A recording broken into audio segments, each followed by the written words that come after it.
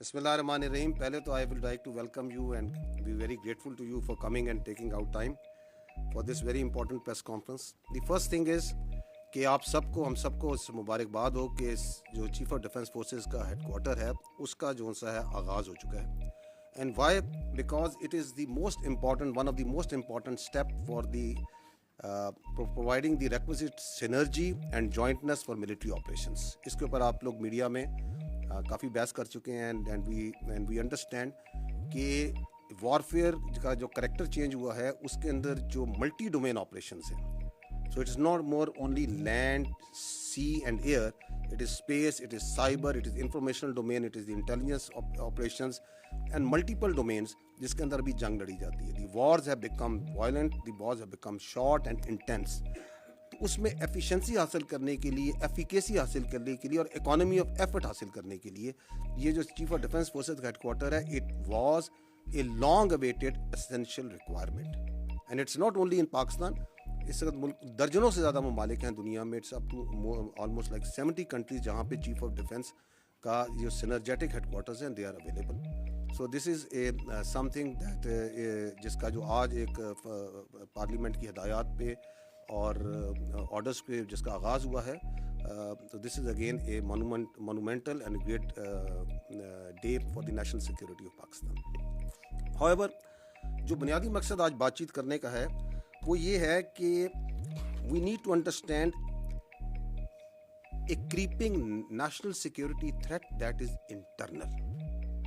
And that threat का जो महवर है, जो उसका आप कह सकते हैं जहाँ से एमिनेट होती है, that is one delusional mindset and A delusional person जो कि कैप्टिव है अपनी ज़ात का, जिसके नज़दीक उसकी ज़ात और उसकी ख्वाहिशात रियासत पाकिस्तान से बढ़कर हैं.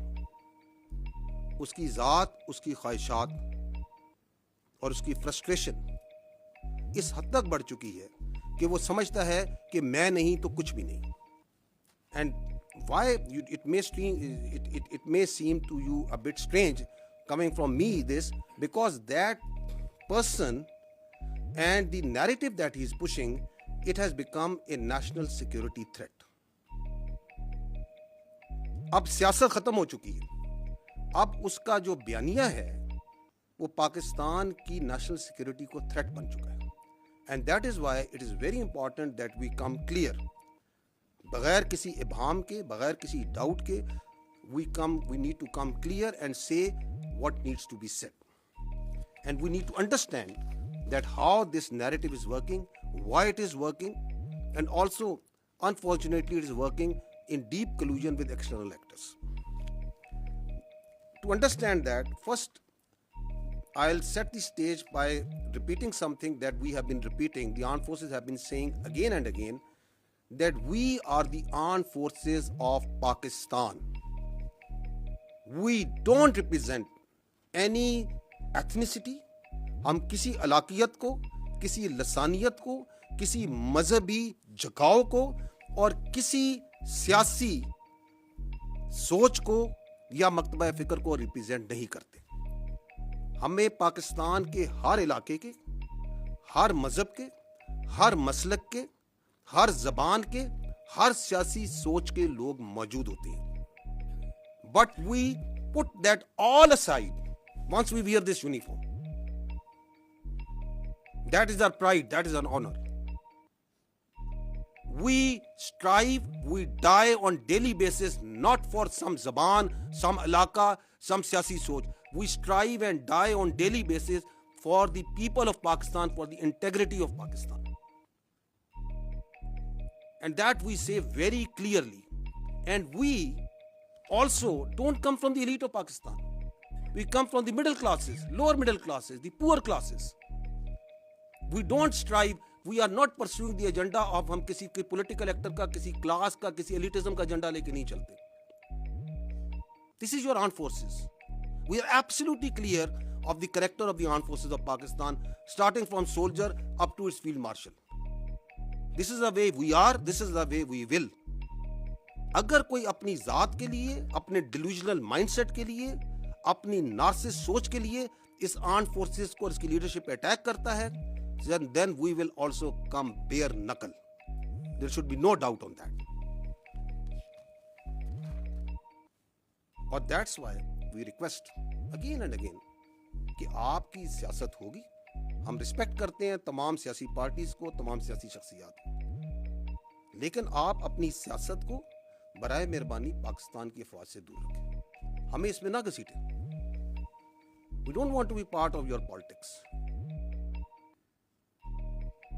आप अपनी सियासत खुद करें, जो करना है करें, लेकिन इस फौज को इससे दूर रखें।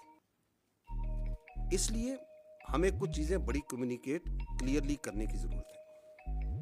पहली बात तो ये है कि अफवाज पाकिस्तान और इसके अवाम के दरमियान किसी को इजाजत नहीं दी जा सकती कि वो दरार डाले। Why? Because this is your only armed forces that you have. You don't have a choice. This country doesn't have any other armed forces. ये आपकी अफवाज किसी को, या इस फौज के बारे में किसी को राय हो सकती है, किसी के बारे में कोई ऑब्जर्वेशन हो सकती है, and if that is a constructive observation, constructive criticism, you are more than most welcome.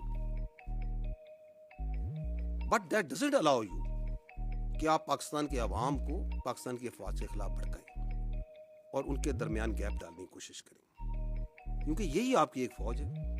यही फौज है जो कि हिंदुस्तान की जो हिंदुत्ववाद सोच है, जो उनकी हेजेमोनिक डिजाइन्स हैं, उसके और पाकिस्तान के अवाम के दरमियान यही फौज है जो ढाल के तौर पे खड़ी है। यही फौज है जो कि ख्वारजों के, ख्वारजीन के और दहशत गर्दों के, और जो अफगानिस्तान से बेस ऑफ ऑपरेशन को इस्तेमाल करके हिंदुस्तान आप पे फितना अल ख्वारिज, फितना अल हिंदुस्तान और दहशत गर्दी है, उसके और अवाम के दरमियान कौन सी फौज खड़ी है? यही फौज खड़ी है। And we also know for a fact कि हर मुल्क में एक फौज होती है। मशहूर जुमला है ना, there will always be an army in a country, if it's not yours it will be of your enemy.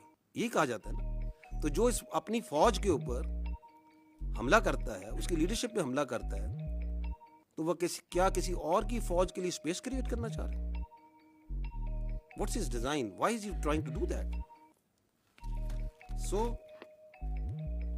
हमें भी क्लियर है, पाकिस्तान के अवाम को भी क्लियर है कि ये नहीं हो सकता, because they understand, we understand, yes you can fool some of the people all the time, you may also fool all of the people some of the time, but you can never fool all the people all the time. So that's where we stand now. इस शख्स से जब कोई मिलता है तो आइन, कानून और रूल्स को बालाए ताक रख के he plays the narrative against the state of Pakistan and especially the armed forces of Pakistan and its leadership. आप मुझे बताएं, ये कौन से आइन, कानून और रूल्स में इस बात की इजाजत दी जा सकती है? कौन सी सियासत पाकिस्तान में इस बात की इजाजत देती है कि you go and meet a convict और वहां से बयानिया आ रहा हो मुसलसल against its own country's armed forces? ये आइन की किस शिक में दर्ज है, किस बात की इजाजत है? You talk about the article 17 freedom of association, बड़ा क्लियर लिखा है कि फ्रीडम ऑफ एसोसिएशन की इजाजत है, पॉलिटिकल एक्टिविटी की इजाजत है, सब्जेक्ट टू रीजनेबल रिस्ट्रिक्शंस। कौन सी रीजनेबल रिस्ट्रिक्शन? कोई ऐसी चीज की इजाजत नहीं दी जाएगी जो कि सिक्योरिटी और इंटेग्रिटी ऑफ स्टेट के खिलाफ होगी। लिखा हुआ या नहीं लिखा हुआ? आर्टिकल 19 कहता है कि फ्रीडम ऑफ एक्सप्रेशन की इजाजत है, बिल्कुल है, लेकिन ऐसी फ्रीडम एक्सप्रेशन की इजाजत नहीं दी जा सकती जो कि सिक्योरिटी, इंटेग्रिटी और डिफेंस ऑफ पाकिस्तान के खिलाफ हो। लिखा हुआ या नहीं लिखा हुआ? तो ये कौन सा कानून है, कौन सा आइन है, कौन से रूल्स हैं जिसके तहत आप एक कन्विक्ट से मिलते हैं और वो पाकिस्तान की फौज की, उसकी लीडरशिप के खिलाफ बयानियां बनाए? हमारी समझ से ये बालातर है। और किस फौज के खिलाफ बयानियां बना रहे हैं और किस पैटर्न में बयानियां बना रहे हैं? कि पहले बयानियां बनाता है यहीं से बैठ के कि रिमिटेंसेस बंद कर दें पाकिस्तान की ताकि पाकिस्तान डिफॉल्ट कर जाए। IMF को लेटर लिखें कि पाकिस्तान के साथ कोई मुआहदा ना करें ताकि पाकिस्तान डिफॉल्ट कर जाए। सिविल डिसोबीडियंस करें, बिजली के बिल ना दें ताकि पाकिस्तान में इंतशार फैले।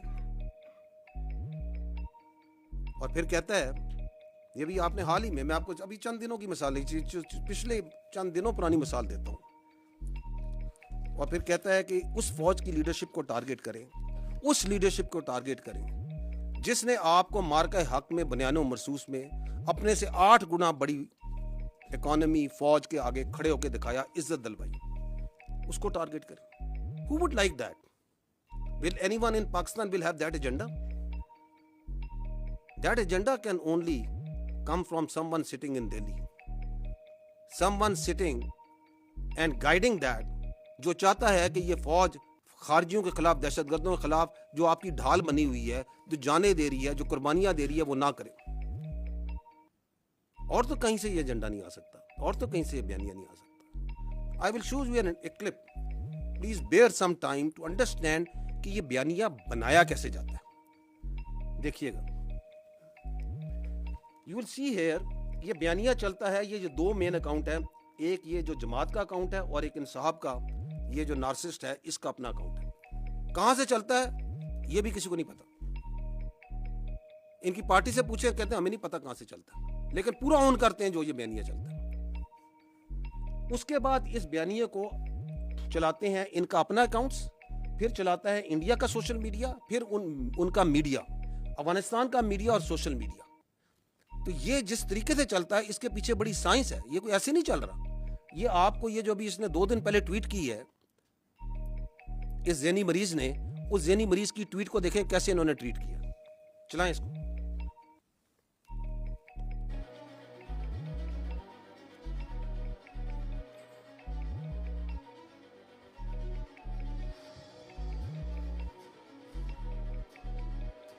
ये आपकी ट्वीट हो रही है।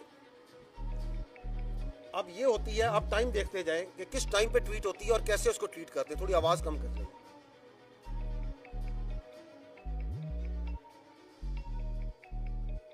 फिर ये उसके अकाउंट्स आते हैं बारी बारी, एक तरतीब और तवातर के साथ ये काम चलता है।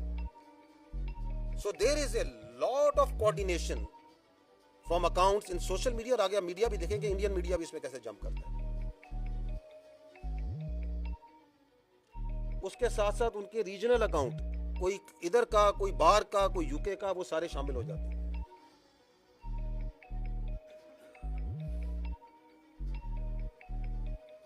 और मिनटों में, घंटों में ये काम हो रहा है। So there is a lot of organisation, there is a lot of system behind how this is pulled. फिर ये ट्रोल अकाउंट आ जाते हैं, बेनामी अकाउंट, ये सारे पाकिस्तान से बाहर बैठे हुए, और वो उसके ऊपर मजीद अपनी ट्वीटें बना रहे हैं, अपना बयानिया उसी को आगे लेके चल रहे हैं। लेकिन असल बयानिया किसने दिया? उस ज़ेनी मरीज ने, जिसने वो पहली ट्वीट की।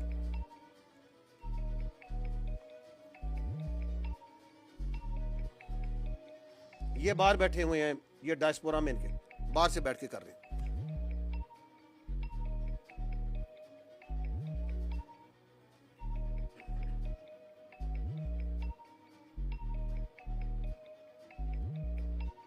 और अब घुसता है इनका सबसे बड़ा फैसिलिटेटर इंडियन मीडिया।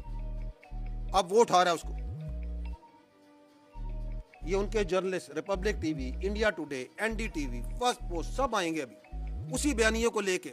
सिर्फ अपने डिजिटल में नहीं, अपने मीडिया में भी लेके आएंगे। ये इंडिया के पक्के रॉ के अकाउंट हैं जो चल रहे हैं। ये अब उस मीडिया को चला रहे हैं, उसी ट्वीट को चला रहे हैं, उसी बयानिया को चला रहे हैं। आपको पता है कि वो जो केपीके का मजाज है, जो ये जरा सुनिए क्या कह रही हैं मोहतरमा इंडियन टीवी पे बैठ के। चाहे तो एक दफा हल्ला बोल दें तो जेल क्या चीज है, जेल को खत्म करना क्या है? यानी केपीके वाले हमला बोल दें जेल के ऊपर। सुने जरा, कहां बैठी है? इंडियन टीवी पे। खान को कुछ करने का, क्योंकि ये अगर समझते हैं कि इमरान खान को कत्ल करके ये बचेंगे नहीं, ये सारे के सारे एक नहीं, ये सारे बाजमात और इनके खानदान भी नहीं बचेंगे। ये नॉन स्टॉप चला रहा है, नॉन स्टॉप चला रहा है रिपब्लिक टीवी, कौन सा टीवी आपने अभी मार्का हक में देखा था? ये पाकिस्तान का दोस्त है कोई? But who exactly is ordering the freezing of accounts of Imran Khan's family members? Take a look at what Arima Khan had to say earlier today. तंजीम का फैसला है। अभी तक जो है वो सवाबी का है और सवाबी के मकाम पर जो है वो अपना एहतजाज रिकॉर्ड करवाएंगे, लेकिन पार्लियामेंटेरियन जो है वो इस्लामाबाद हाई कोर्ट और आडियाला जाएंगे। And that was his sister Uzma Khanum. She went in, she met Imran Khan, and she returned. Uzma Khanum says Imran Khan is fit and fine, but she said that he was being mentally tortured, and for this she blamed Army Chief Asim Munir. Moving on, Pakistan is caught in a deepening power struggle between its most powerful general and its most famous jailed politician, former Prime Minister Imran. कितनी खुशी के साथ Indian media आपके army chief के बारे में ये खबरें बयान कर रहा है। कौन दे रहा है इसको narrative? Who is providing that? आपके सामने आप खुद मीडिया के लोग हैं। 6-6, 8-8 घंटे यही नैरेटिव चलाई जाएंगे। एक एक मिनट मीडिया का कीमती होता है, पैसा लगता है ना। Why are they spending so much money of the narrative of this delusional mind? इस नार्सिस्ट का क्यों चला रहे हैं? एक ही वजह ना, बिकॉज ये पाकिस्तान की फौज के खिलाफ बोल रहे हैं, क्योंकि ये पाकिस्तान की फौज के सरबराह के खिलाफ बात कर रहे हैं। ये अफवाज पाकिस्तान और अवाम के दरमियान दरार डालने की बात कर रहे हैं। और this is the main stream media. जाएं इनका सोशल मीडिया देखें, इनके इन्फ्लुएंसर्स को देखें, फुल ऑफ ऑल दिस। कहां से नैरेटिव चल रहा है, किधर से ट्वीट होती है और किस तरह उसको उठाता है, वो आपके सामने मैंने दिखा दी। आगे चलें। Chief Field Marshal Asim Munir are pushing the country towards instability. In his latest message, Khan described Munir's security approach as disastrous. He claimed the army chief deliberately raised tensions with Afghanistan and said drone strikes and the expulsion of Afghan refugees have fueled a new wave of militancy. Khan. But Uzma Khan now coming out and saying that he's fine, doing well, and at the same time firing a fresh salvo at General Asim Munir. ये Afghan social media के पीछे नहीं ठहरता, साथ साथ वो भी लगा हुआ है। ये ख्वारजीन के जो सूलतकार हैं, ये लगे हुए हैं जी अफगानिस्तान का main stream media. Why would not they do it?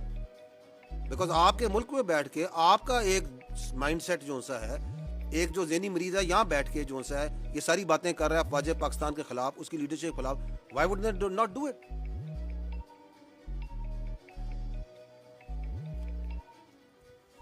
और टाइमिंग्स देखें, मिनटों में घंटों में साथ साथ चल रहा है, और फिर पिक करता है इंटरनेशनल मीडिया, ताकि वो भी अपना पीछे क्यों रहे, फिर उनके पीछे पड़ते हैं कि आप भी इस स्टोरी को उठाएं। आपके ख्याल में ये सब कुछ जो चल रहा है, ये जो इंडियन मीडिया, अफगान मीडिया ये जो चला रहा है, ये कोई फ्री लंच है? Is there a free lunch? There is no free lunch. ये कलूजन है कि हम इधर से बयानियां बनाएंगे, आप इसको उठाएंगे, क्योंकि आपका और हमारा मकसद एक है, हमारा दुश्मन एक है, पाकिस्तान की अफवाज, उसकी लीडरशिप।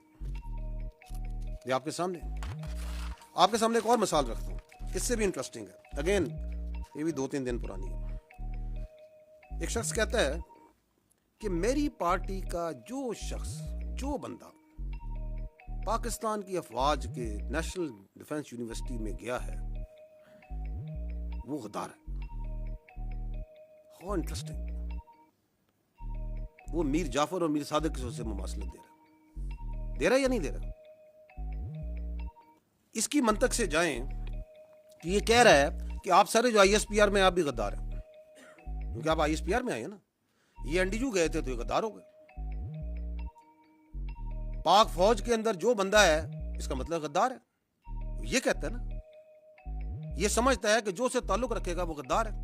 2 दिन पहले मैं मरे कॉलेज अल्लामा इकबाल की जो तदरीस, जो जहां से उन्होंने तदरीस हासिल की, उनकी ये लमगाह पे गया, उधर हजारों बच्चों से इंटरेक्ट किया, तो जो अगर वो मुझसे मिले तो क्या इसकी मंतक के मुताबिक तो वो भी गद्दार है? फिर वो तुम हो कौन, ये क्या सोच है, कहां बैठ के, कौन सी फ्रस्ट्रेशन है तुम्हारे अंदर, कहां से तुमने ये इल्म हासिल कर लिया, किसकी तुम जुबान बोल रहे हो, तुम क्या पैगाम देना चाह रहे हो इस मुल्क को, तुम समझते क्या हो अपने आप को?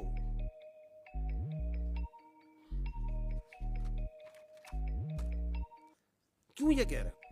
It's nothing new. ये अभी आप देख रहे हैं इसके असरात, इसकी फ्रस्ट्रेशन के, लेकिन ये ज़हनियत के जो वो कहते हैं ना सिम्टम्स होते हैं ना बीमारी के, ये जो ज़हनी मर्ज है इसकी बीमारी के सिम्टम्स आपने पहले भी देखे थे। 9 महीने देखा था आपने। इसी GHQ में जहां बैठे हैं इस पे इसने हमला नहीं कराया था, कराया था या नहीं कराया था? तो जो अपनी फौज पे हमला करा सकता है, जो शहीदों की जो यादगारें हैं उनको आग लगवा सकता है, जो पाक फजाइया का 1965 की जो निशानी है, जिसने दांत खट्टे किए थे हिंदुस्तान की फजाइया के, उस निशानी को आग लगवा सकता है, जो पाकिस्तान की जो फख्र है, जो चागी का हमारी निशानी है, उसको आग लगवा सकता है, तो उसे गद्दार कहने में क्या problem? There is absolutely no problem. क्योंकि आप अगर देखें, एक और सिम्टम मैं बताता हूं आपको, आप फॉलो करें इसके मीडिया में जो इसकी ट्वीट्स आती हैं, इसको देखें ये कितना इंप्रेस है, जो एक नॉन गद्दार है इस मुल्क का, शेख मुजीबुर रहमान, उसकी अफकार से कितना मुतासिर है, बार बार उसको कोट करता है, उसकी मिसालें देता है। उसको क्या प्रॉब्लम है कि वो ये कहे कि जो फौज के साथ बैठ के कोई वर्कशॉप में बैठेगा वो गद्दार है? He has absolutely no problem because that is what he believes. क्योंकि वो ये समझता है कि उसको सारा इल्म है, उसके अलावा सब गलत है, और जो वो कह रहा है सब ठीक है। और अगर आप उसके लिए काम करें, उसके साथ चलें, तो आप भी ठीक है। जिसकी सियासत की डेफिनेशन ये है कि अगर मैं इक़्तिदार में हूं तो जमहूरियत है, अगर मैं इक़्तिदार में नहीं हूं तो आमरियत है। That's his definition of politics, which he understands. Lekin again, I will again repeat that you can fool some of the people all the time, all of the people some of the time, but you cannot fool all the people all the time. तो आपकी ये सियासी सौदाबाजी है, इसका वक्त अभी खत्म हो चुका है। एक और जो ये शख्स है, इसके बयानिए की एक और कार्रवाई आपको भी दिखाते हैं, और वो है his obsession of his media in social media with army. वो इतनी ऑब्सेशन कॉमिकल है कि ये हर, आप इनकी फॉलो करें इनके बयानिए को, जिसकी मैंने आपको चलाया, वो कैसे एक ऑर्गेनाइज तरीके से चलाते हैं, कि उसके अंदर how much obsessed with this what is happening in the army. अभी ये CDF की आपने नोटिफिकेशन है, हर 10 मिनट 15 मिनट घंटे बाद कोई इधर बैठा वीलॉग कर रहा है, ये हो गया फलाना हो गया, कभी किसी ने किसी को वाइस चीफ डिक्लेयर कर दिया कि भाई ये वाइस चीफ बन गया है, ये अभी प्रमोट हो गया है। तो यार तुम्हें क्या ऑब्सेशन है फौज के साथ? तुम्हारे पास एक सूबे की हुकूमत है, उसके बारे में क्यों नहीं बात करते हो? उसकी गवर्नेंस के बारे में क्यों नहीं बात करते हो? कोई सियासत के बारे में बात क्यों नहीं करते हो? ये दहशतगर्दी की इतनी बड़ी जंग चल रही है, इसके बारे में बात क्यों नहीं करते हो? ये हिंदुस्तान से इतनी बड़ी थ्रेट है, तुम एक सियासी पार्टी हो, तुम इसके बारे में बात क्यों नहीं करते हो? और पाकिस्तान के इतने इश्यूज हैं, आप लोग इनको हाईलाइट करते हैं, why don't you talk about it? तुम्हारी सुई क्यों इस फौज में फंसी हुई है? क्योंकि तुम्हारा पूरा बयानिया इस फौज के ऊपर है। हम बार बार तुम्हें कह रहे हैं कि हमें अपनी सियासत से दूर रखो, इधर पाकिस्तान की फौज में कोई वाकया हो जाए, कुछ हो जाए, ये इस तरह पढ़ते हैं जैसे जोनसा ने पता नहीं क्या हो गया। ये देखिएगा, ये चलाइएगा जरा, ये प्रोपेगेंडा जो फौज का चलाते हैं। ये चंद पिछले दिनों का दिखा रहे हैं कि ये फौज के बारे में प्रोपेगेंडा कैसे चल रहा है। Vice chief of army staff Pakistan फौज में बन गया है। कौन से अकाउंट्स हैं? ये वही अकाउंट्स हैं जो आपको पहले दिखा रहे हैं।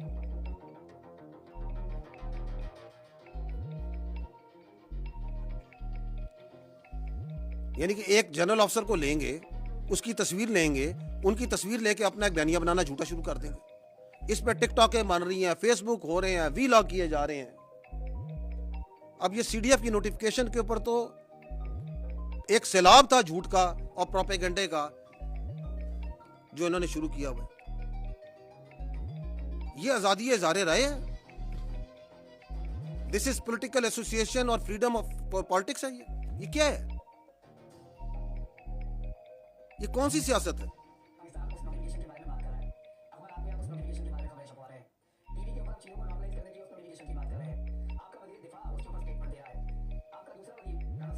आगे चलें।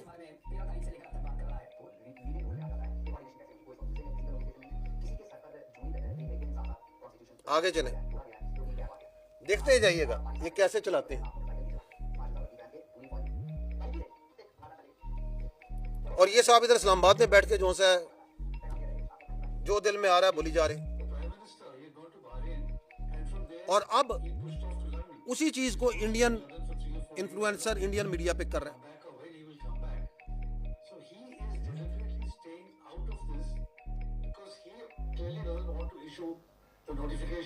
ये कौन सा बयानी है जो मैंने आपको कहा ना कि ये अब नेशनल सिक्योरिटी इशू बन चुका है।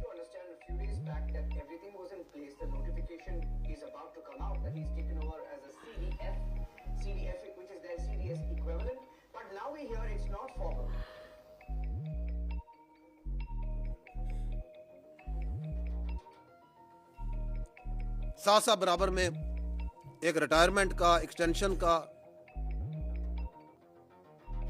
ओ यार प्लीज ग्रो अप, कोई असल इश्यूज पे बात करें, कोई चीजों को बात करें जो लोगों को मैटर करती है। झूठ ले लेके फौज की एक खबर को लेके ये अफसर उधर चला गया, ये इधर आ गया, वो इधर प्रमोट हो गया, इसने इधर प्रमोट कर दिया।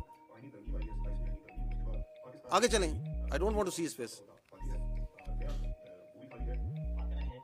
आगे चलें, निकले आगे इनसे।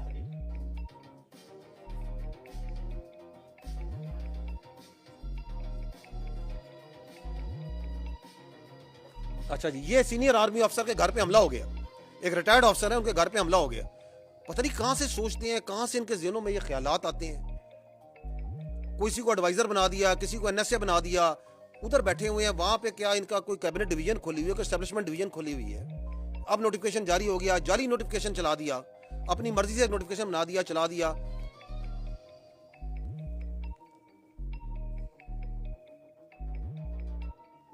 किसी का दिल चाह तो किसी को एडवाइजर बना दिया। फलाना ये सोच रहा है, ये सोच रहा है, और तुम उधर बैठे हुए हो, तुम्हें कुछ पता है। और फिर ये किसने चलाया था कि ये मर गए,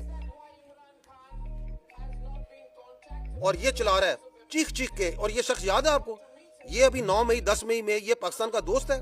किस पार्टी का बयानिया चला रहा है ये, क्यों चला रहा है, और घंटों चलाता है। आज भी इससे चला रहा होगा बैठा हुआ। मैं इसलिए कह रहा हूं, there is no free lunch. ये क्यों चला रहा है? There is a कलूजन।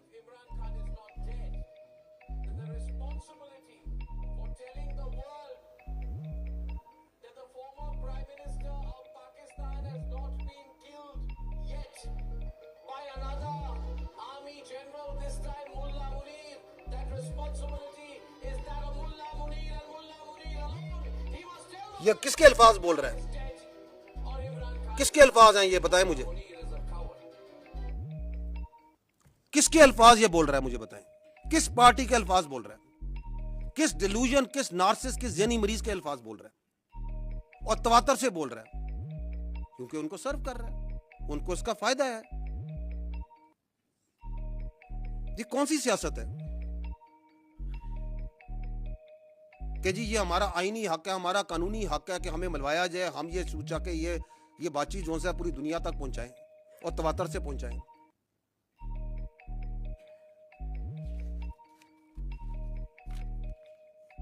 अच्छा जी, अगला एक और इनका बयानिया एंड वेरी रिसेंट, अभी 3 दिन पहले दोबारा रिपीट किया उन्होंने बड़े ज़ौक़ शौक से।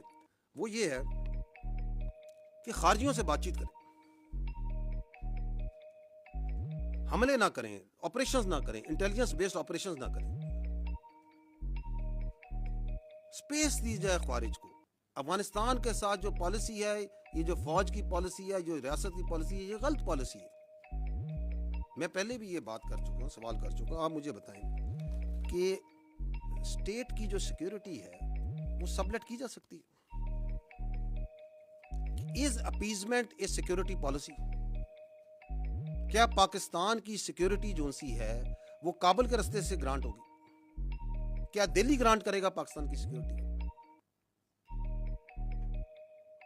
क्या 6 और 7 मई को अगर इनकी मंतक पे चलें, इस ज़हनी मरीज की मंतक पे चलें, तो ये ज़हनी मरीज की मंतक के मुताबिक तो 6 और 7 मई को रात को जब हिंदुस्तान ने हमला किया, आपकी मसाजिद पे आपके बच्चों को शहीद किया, आपके मदारिस पे हमला किया, आपकी खवातीन को शहीद किया, तो ये ज़हनी मरीज होता तो ये तो कशकोल लेके बातचीत के लिए चल पड़ता कि बातचीत करते हैं, मसले को हल करते हैं। करता या ना करता अगर इसका बस चलता? क्योंकि वो आपके कैडेट कॉलेज वना पे हमला करते हैं, आपके बच्चों को शहीद करने की कोशिश करते हैं, आपके बच्चे हैं, पाकिस्तान के बच्चे हैं, कबाइल के बच्चे हैं, करते हैं या नहीं करते? ये कहता है बातचीत करें, ऑपरेशन ना करें। ये कौन सी मंतिक है, कौन सी लॉजिक है? और ये जो बातचीत है इसका बुखार तो इनको बहुत पहले से था ना। कौन कहता था कि पीटीआई का वो क्या कहते हैं दफ्तर खोलना है, इसका खारिज का पेशावर में दफ्तर खोलना है? ये तो कहते थे दफ्तर खोलना है, साफी साहब बैठे दफ्तर खुलवाना चाहते थे। कौन कहता था? जो आज भी कह रहा है कि आप ना करें।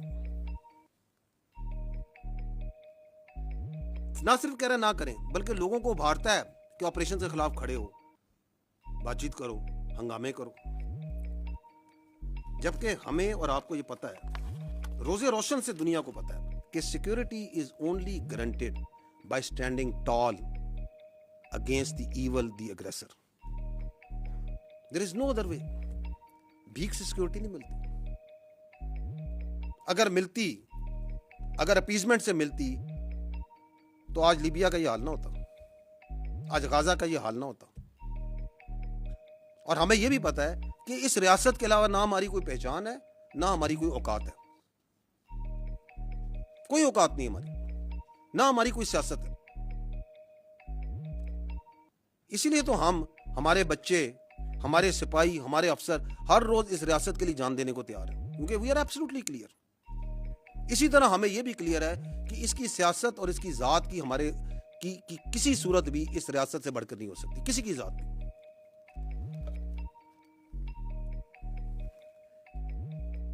ये क्यों करता है? कभी आपने सोचा?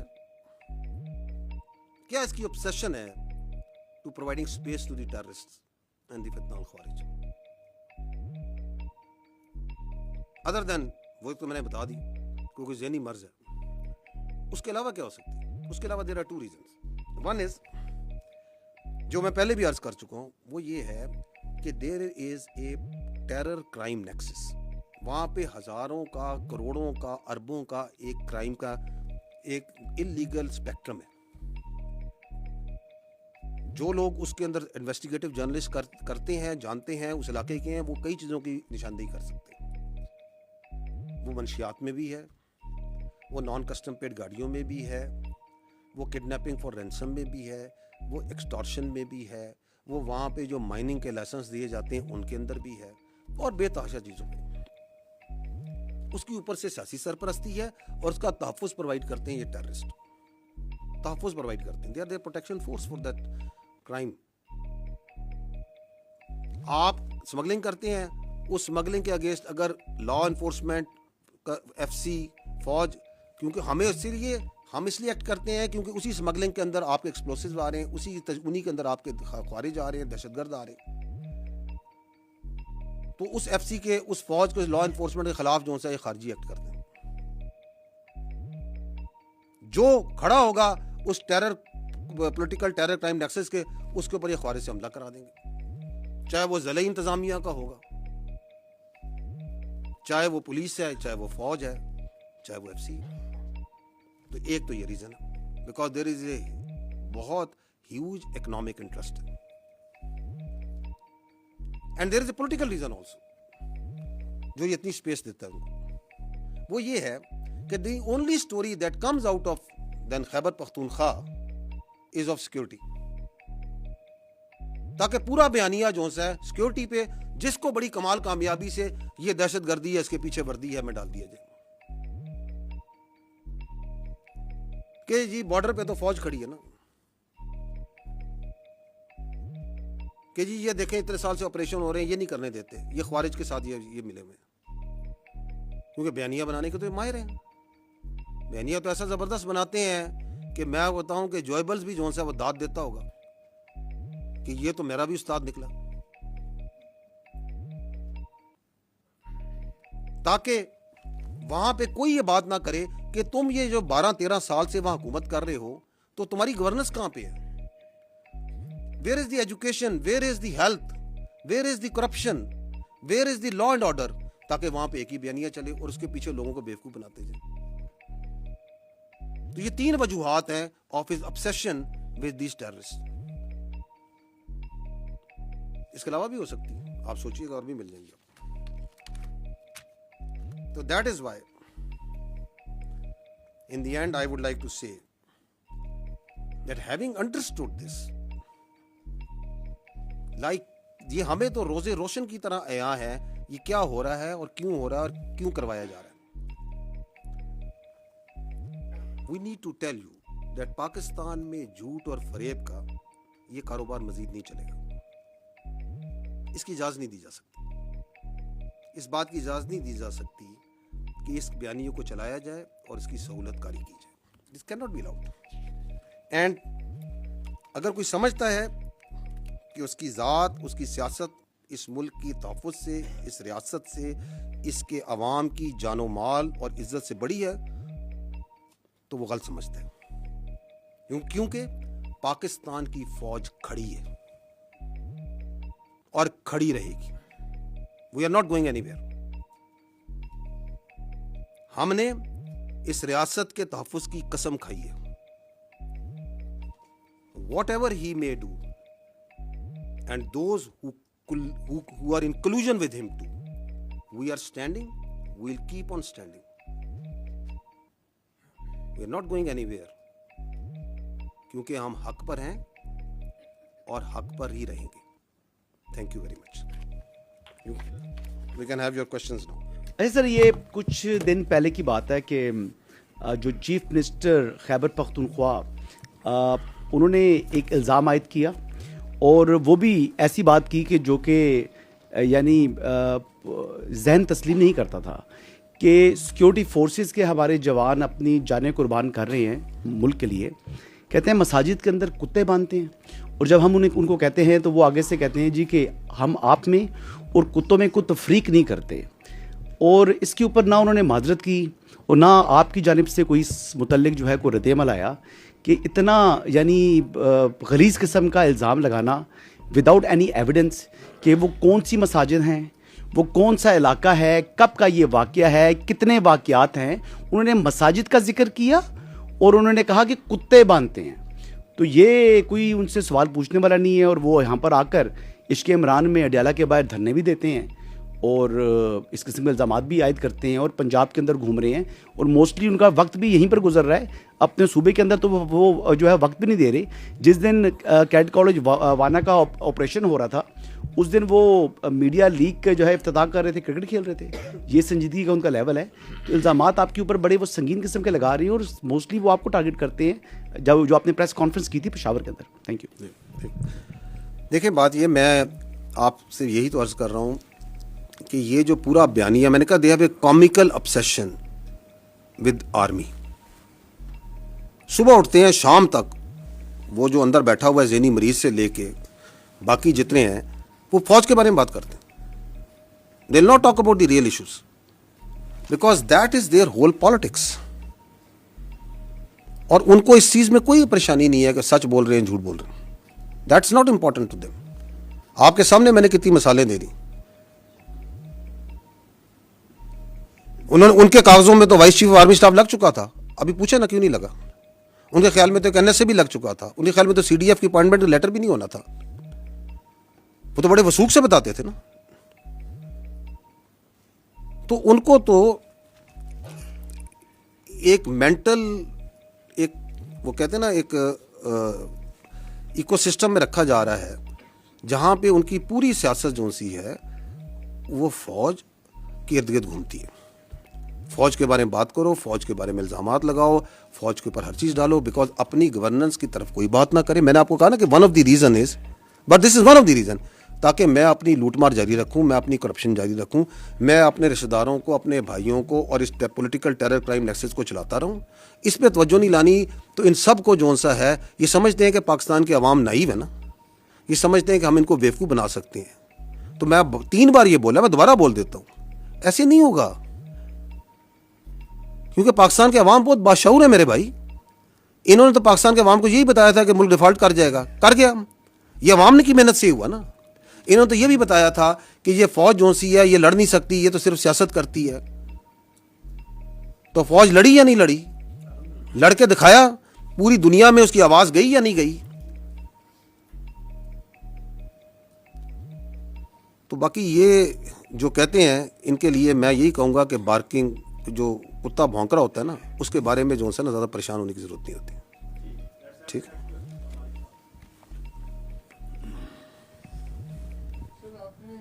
क्लियरली जो बात बताई है वो आपने कहा कि फ़ौज पे रोज़े की तरह रोशन की तरह यहाँ है, तो ये आर्मी इज़ कन्विंस्ड कि इमरान खान और पीटीआई ये एंटी स्टेट हैं। तो क्या फ़ौज अब गवर्नमेंट से, सिविलियन गवर्नमेंट से पार्टी बैन के बारे में भी डिमांड करेगी? बिकॉज आर्मी का आपने पर्सपेक्टिव दिया है, इससे मुझे क्लियर नहीं है कि ये पर्सपेक्टिव प्योरली आर्मी का आप बता रहे हैं कि इसमें सिविलियन गवर्नमेंट का भी यही पर्सपेक्टिव है। और अगर आप इतने कन्विंस्ड हैं कि एंटी स्टेट है, पूरा एक नैरेटिव है, सब कुछ है, तो क्या फिर अब आप इसका बैन भी गवर्नमेंट को कहेंगे कि बैन करे पार्टी को? जी ठीक। देखिए, फौज रियासत का एक इदारा है। हमारा काम ये है कि हमने अपना पर्सपेक्टिव देना, you are use the very right word, कि we give our perspective on the security issues. We are giving this perspective, and why are we giving this perspective openly in an open forum to the people of Pakistan also, because जो ये पाकिस्तान की फौज के बारे में बात करें वो भी openly media, national media, international media, हर जगह और सोशल मीडिया पे तमाम जगह करते हैं। So we are giving our perspective because they are giving a perspective on the army.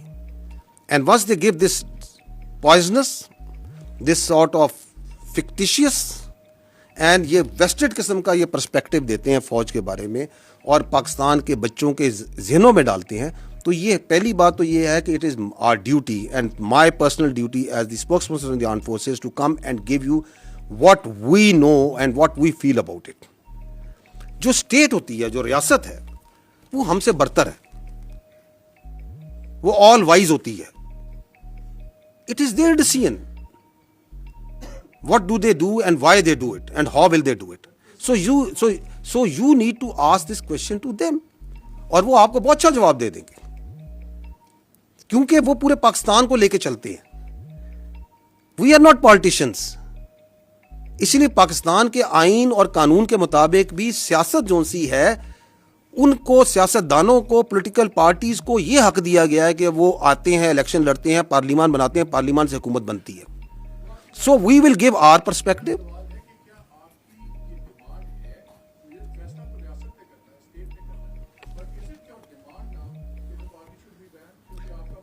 अच्छा, ये आप इस तरह आपके एक सवाल से ये लगता है कि जैसे this is we are taking this opportunity to place a demand and we otherwise don't converse with each other. So the state and all its institutions work hands in glove. ठीक है? It is for them, but the state has much more vision, state has much more clarity, वो higher pedestal पे होती है। उन्होंने जो फैसला करना होता है, रियासत के इदारे उसके साथ चलते हैं। इसकी मैं आपको कई मिसालें दे सकता हूँ, अभी मैं पहले ही बता चुका हूँ। It's not may be similar, लेकिन आपके कोविड आया तो कोविड में रियासत ने फैसला किया कि एनसीओसी के अंदर को चेयर करेगी फौज और फौज का पूरा इंफ्रास्ट्रक्चर लगेगा, वरना कोई थर्ड पार्टी बाहर से बैठ के कह सकती है। तो महकमा सेहत का काम है, फौज कैसे क्या ताल्लुक है? और हमारे हजारों, tens of thousands of soldiers and officers participated in that for months and months, did we not? Because the state having the larger visibility of the challenge and the resources that they had, they decided कि ये करना है, we did it. State कभी फैसला करती है कि मुझे अपनी फौज से भल सफाई करानी है, तो फौज ये तो नहीं कहती कि नहीं जी हमारा काम नहीं है। फौज कहती है आपने कहा है, okay will do it provided we have the resources and we can provide. So ये एक कन्वर्सेशन होती है जो स्टेट और इंस्टीट्यूशन के दौरान बहुत सी चीज़ों पे चलती रहती है, but state that means the government at that time is supreme. मैं इसलिए बार बार वादे कर रहा हूं कि यहाँ पे ये भी एक बयानी का हिस्सा है कि यहाँ पे कहा जाता है कि रियासत फौज है, नहीं, रियासत फौज नहीं है, हुकूमत रियासत होती है, उसके इदारे होते हैं। We are just one very important but one institution of the state, because that person, उसकी पूरी सियासत रियासत के इस इदारे पर है। हम कहते हैं तुम सियासत करो ना, तुम क्यों पूरा दिन सुबह शाम, सुबह से लेकर रात, रात से लेकर सुबह तक तुम्हारी क्या ऑब्सेशन है इस फौज के साथ, इस फौज के अफसरों के साथ, इस फौज के ऑपरेशन के साथ, इस फौज के जनरलों के साथ? ग्रो अप, बिकॉज तुमने परफॉर्मेंस पे नहीं सियासत करनी, तुमने गवर्नेंस पे सियासत नहीं करनी, तुमने एक्चुअल इश्यूज पे सियासत नहीं करनी, तुमने नफरत पे, मिस इन्फॉर्मेशन पे, डिस इन्फॉर्मेशन पे सियासत करनी है। आपके सामने है ना कि अभी आपके 3 दिन पहले एक मुलाकात होती है, उस मुलाकात का जितना प्रेमाइस बनाया जा रहा था वो बनाया जा रहा था ह्यूमन राइट्स पे, वो बनाया जा रहा था बीमारी पे, वो पता नहीं किस किस चीज़ पे बनाया जा रहा था। बाहर आती है कोई बीमारी की कोई वो सारी बातचीत जो सी है वो आपकी फौज के शान में कसीदा लिख के आ जाता है।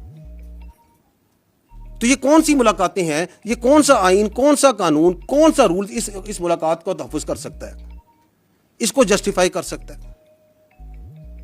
So we have all the right to communicate with the people of Pakistan very clearly that this is what it is. This is anti-state. This is because आपके पास एक ही फौज है मेरे भाई।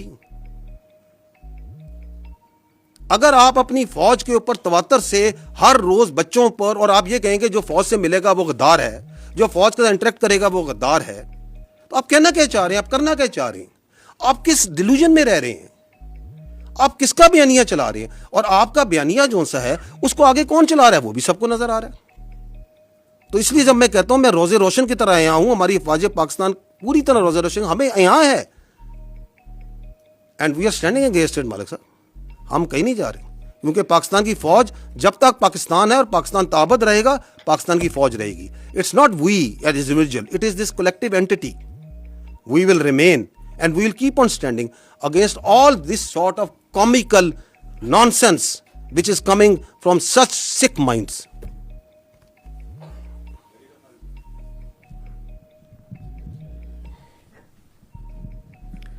सर, एक तो इस सियासी बयानिए का ये भी हिस्सा है कि हम फ़ौज पे तनकीद नहीं करते, हम एक शख्स पे तनकीद करते हैं। तो हमारी तनकीद को या हमारा जो भी है उसको फ़ौज पे हमला, ये सिर्फ एक शख्स के बारे में है। तो इसकी वजाहत कर दीजिए कि क्या आप समझते हैं कि एक शख्स इदारे से अलग है, इदारा अलग है, एक शख्स अलग है? दूसरा, आपने कहा कि ये नेशनल सिक्योरिटी थ्रेट बन चुका है। This is a huge thing, this is know small thing, कि अगर कोई बयानिया कौमी सलामती के लिए ख़तरा बन जाए। तो वो बयानिया कहाँ से आ रहा है? मुलाकातों के बाद आ रहा है। तो क्या मुलाकातों पर ब्लैंकेट बैन लगना चाहिए? आप क्या समझते हैं? और फिर वो फैल रहा है जिस तरह आपने बताया सोशल मीडिया के ज़रिए। तो जो फैला रहे हैं क्या उन पर पाबंदी लगनी चाहिए? क्या पीटीआई का, इमरान खान का, दीगर के सोशल मीडिया अकाउंट्स बंद होने चाहिए? और गवर्नर राज के भी बारे में ज़रा कुछ बता दीजिएगा। आपने 4 सवाल कर दिए at the cost of many of your colleagues. अच्छा, तो let me you allow me some time also to give you answer.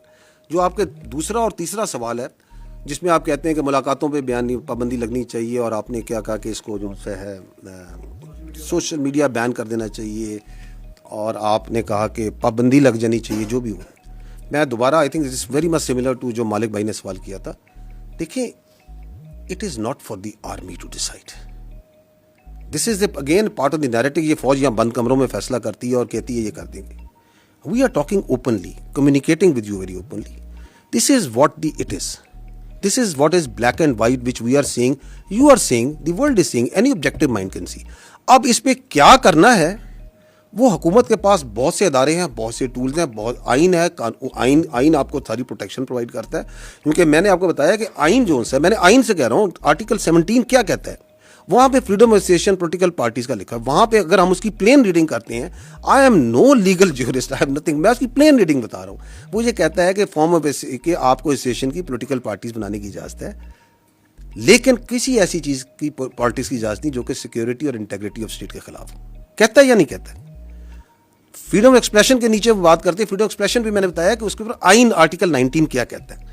Article 63 को पढ़ लें, वो कहता है कि पार्लियामेंट का जो मेंबर होगा उसके अंदर क्या क्या क्वालिटीज़ होंगी, क्या क्या उसकी चीज़ें होंगी, वाज़ेह है ना। तो हम ये we understand we are also a product of this constitution. हम 243, 244, 245 का प्रोडक्ट है. So we are also extension out of that constitution. तो that constitution provides its institutions also the right कि ये काम हो रहा है आपकी फौज के खिलाफ. ये आपकी भी फौज है ना, मेरी फौज तो नहीं है, आप सबकी भी फौज है. आपके खिलाफ झूठा, जहरीला, घटिया किस्म का बयानिया बनाया जाता है, तवातर से बनाया जाता है. तो स्टेट विल डू समथिंग. वो क्या करती है, मैंने पहले कहा स्टेट इज लार्जर. माँ भी है, बाप भी है, रियासत फैसला करेगी. So we are not into that, we are not discussing here. जो आपने ये कहा कि जी, जो आपकी कहा कि वो ये कहते हैं कि हम फौज के खिलाफ नहीं है, हम फर्द वाहिद के खिलाफ हैं. फौज क्या है? What is an army? Army comprises of individuals. It is an hierarchical body. It's a merit-based body based on a hierarchy. ये हेरिडिटरी नहीं है कि बाप के बाद बेटा, बेटे के बाद बाप. ये एक मेरिट बेस्ड सिस्टम से चलती है. और उस मेरिट बेस्ड सिस्टम में जो हमारा डिसिप्लिन है, हमारी जो इंटरनल अकाउंटेबिलिटी है, हमारी जो कल्चर है, उसने इसकी स्ट्रेंथ है.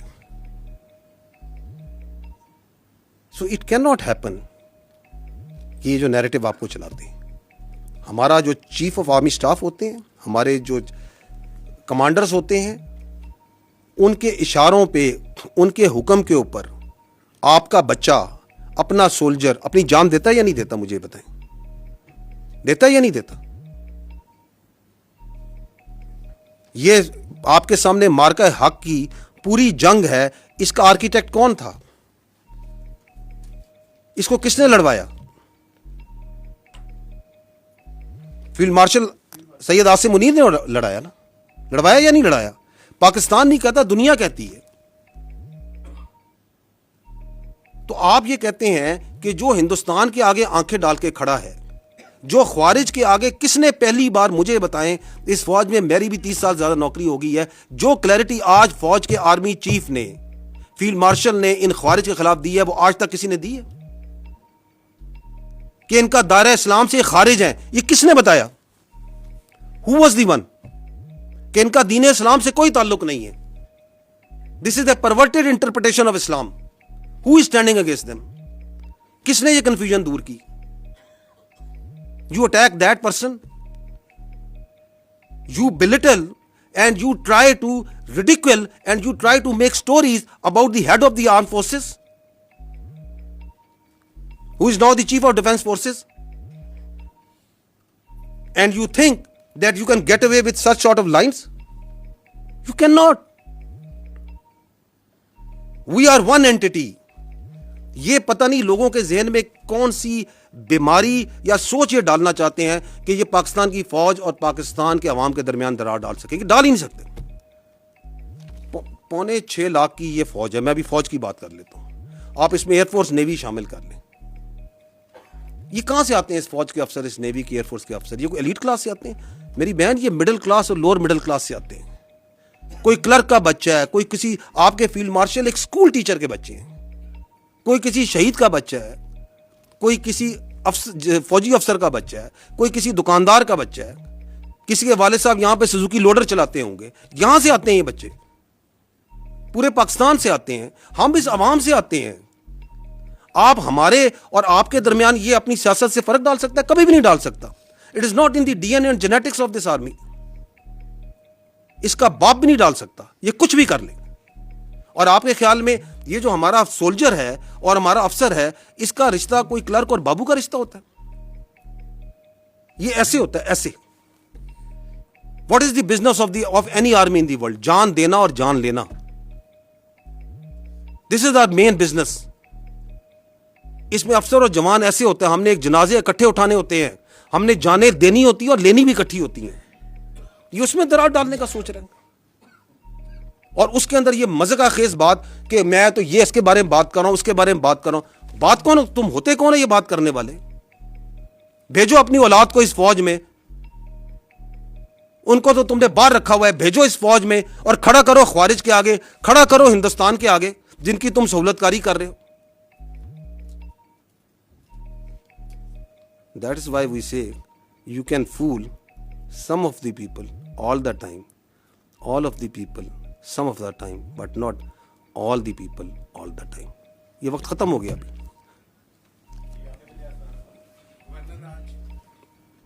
गवर्नर राज, गवर्नमेंट का फैसला गवर्नमेंट समझेगी, nothing to do with the army.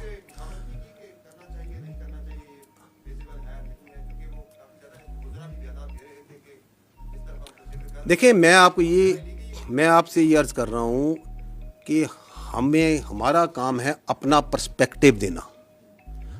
Are perspective on counter terrorism जो वहाँ पे है वो एब्सोल्युटली लोगों को क्लियर है. मैं आपको इसकी मिसाल देता हूँ. आप काइंडली अगर इधर वो नेशनल एक्शन प्लान की मैंने स्लाइड रखवाई थी वो ज़रा चलवा दें.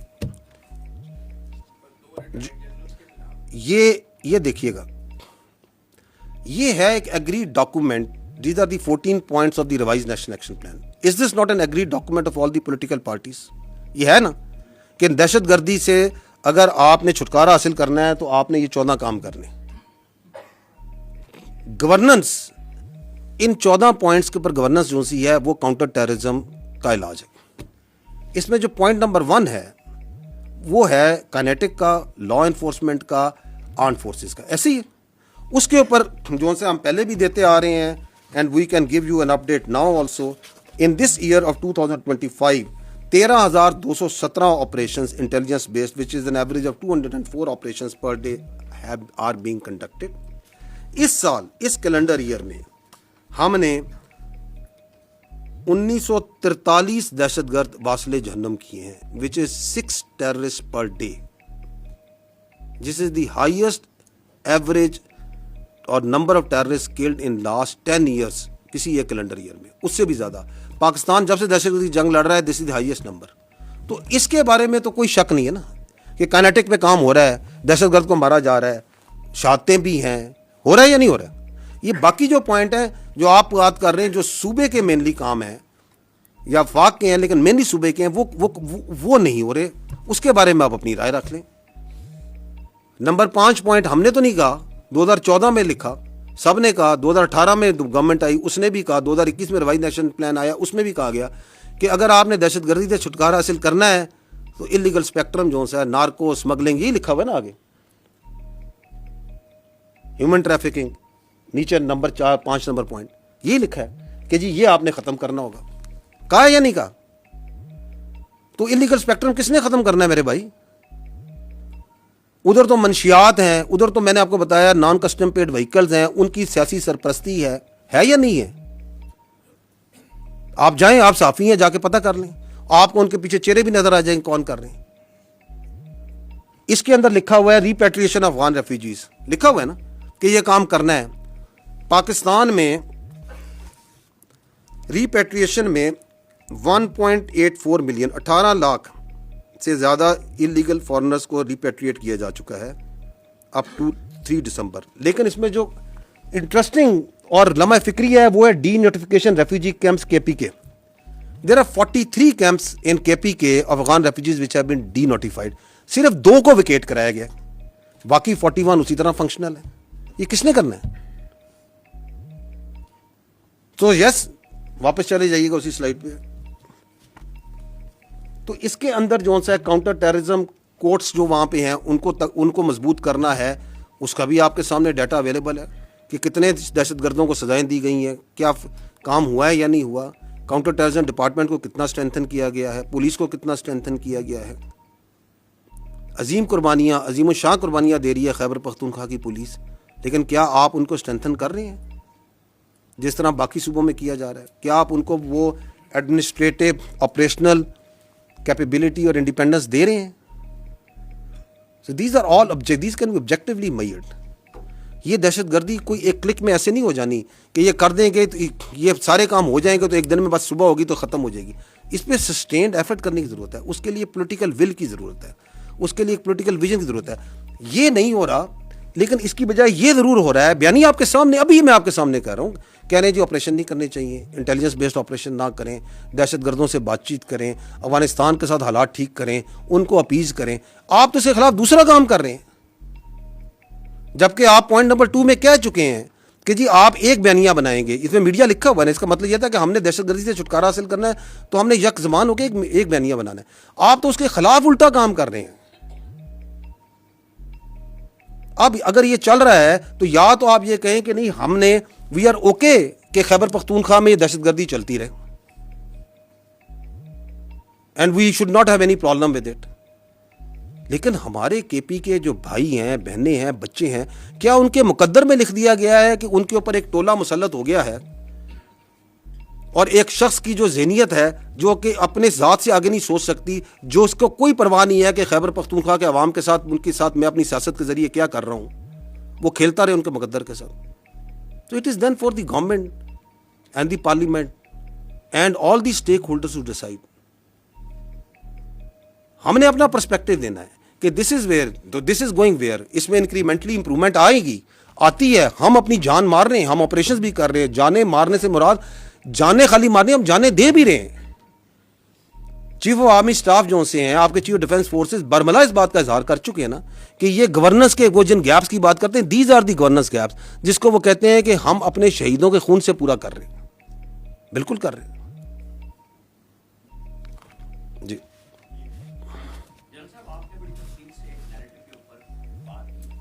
और उसमें सोशल मीडिया भी आया, सब कुछ आया, इंटरनेशनल मीडिया आया, लेकिन मेरे ख्याल में जो मिसिंग है, जो पाकिस्तान के नेशनल मीडिया में इसी को लेके, इन्हीं ट्वीट्स को लेके रोज़ाना बोलते हैं, तज़हीक करते हैं अफवाज पाकिस्तान की बड़े तरीके के साथ, और ये नेशनल मीडिया पे, प्रिंट मीडिया पे रोज़ाना होता है। ये आपके उसमें बयानिए में मिसिंग है कि किस तरीके से काम होता है। इंटरनेशनली, लोकली शुरू हुआ और फिर वो रात को सारे टॉक शोज़ में, उन्हीं प्रोग्रामों में वही कुछ डिस्कस होता है। आप उठा के देख लें, लिस्ट आपको मिल जाएगी। मजाक भी उड़ाते हैं। आपने कहा कि होते तुम कौन हो, आपको यही सवाल शाम को मिलेगा।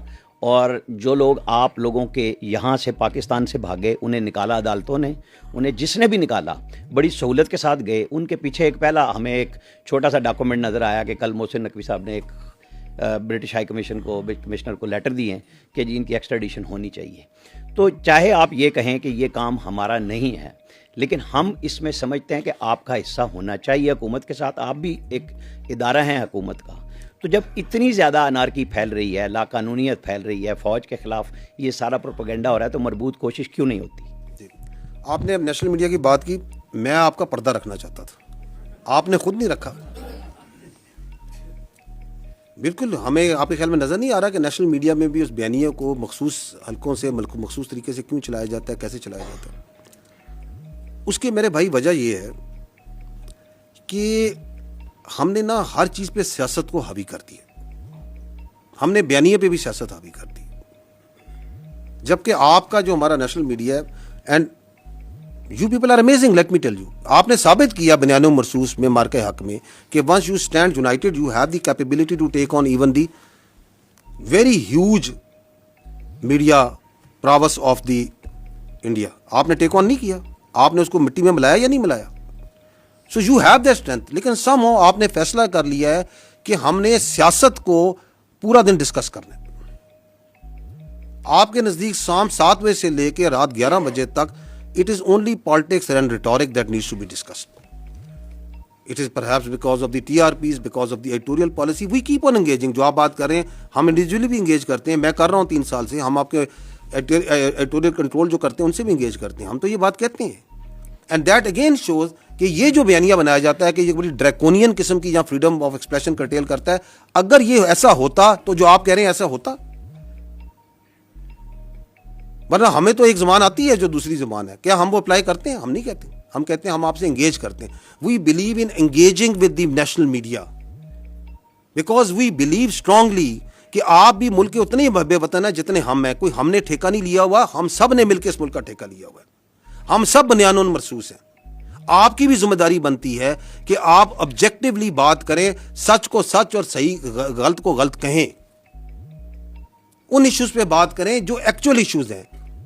25 करोड़ आपकी आबादी है, 40 लाख तकरीबन आप सालाना आबादी ऐड कर रहे हैं। एक छोटे से मुल्क की आबादी आप पूरे साल ऐड किए जा रहे हैं हर साल, उस पर बात करें, because that require lot of resources. आपकी अभी बारिशें हुई हैं, सैलाब आए हैं, उससे करोड़ों का, अरबों का नुकसान हुआ है। लोगों के माल डंगर मवेशी बह गए हैं, जाने गई हैं। 25 से 30 मिलियन एकड़ फीट का एक अंदाजे के मुताबिक आपका कम से कम पानी आपने समुद्र में बहा दिया 2.5-3 महीने के अंदर। 1 मिलियन एकड़ फीट जो सा $1 अरब की एग्रीकल्चर प्रोडक्ट के बराबर है। आपने 25 से 30 अरब डॉलर का पानी जो सा बहा दिया। 13 से 14 मिलियन एकड़ फीट आपकी स्टोरेज है। अगले साल इससे भी ज्यादा बारिशें होनी है। उसकी स्टोरेज को, उसकी कैनाल्स पे, ये ऑब्जेक्टिव बातचीत है, ये हम करने को तैयार नहीं है। आपके नेशनल मीडिया को ये बात करनी चाहिए। आपकी आबादी बढ़ रही है, उसके लिए फूड सिक्योरिटी चाहिए, उसके लिए आपने अपने कल्टिवेबल लैंड को बढ़ाना है, आपने अपनी इकोनॉमी के लिए अपनी मिनरल्स के जो रिसोर्सेज हैं उनको सही तरीके से एक्सप्लॉयट करना है। आपकी जो जियो स्ट्रेटेजिक थ्रेट्स हैं, आपको जो काउंटर टेररिज्म की आ रही हैं, जो हिंदुस्तान से आ रही हैं, आप इन पे ऑब्जेक्टिवली बात करें और हमें भी बताएं कि जी हमारे ख्याल में this is the better way to do it. So there are, अगर इश्यूज की बात की जाए तो इश्यूज तो मेरे भाई देयर आर डजन्स नहीं हंड्रेड्स ऑफ इश्यूज हैं विच आर एक्चुअल इश्यूज। लेकिन if you have decided that for your TRPs and for your own ratings you will only talk about he say, she से, उसने कहा, इसने ये कहा, इसने ये कहा, तो फिर तो आप एक चक्कर में घूमते रहेंगे। तो यस वी नो इट, लेकिन मैं पर्दा रख रहा हैं।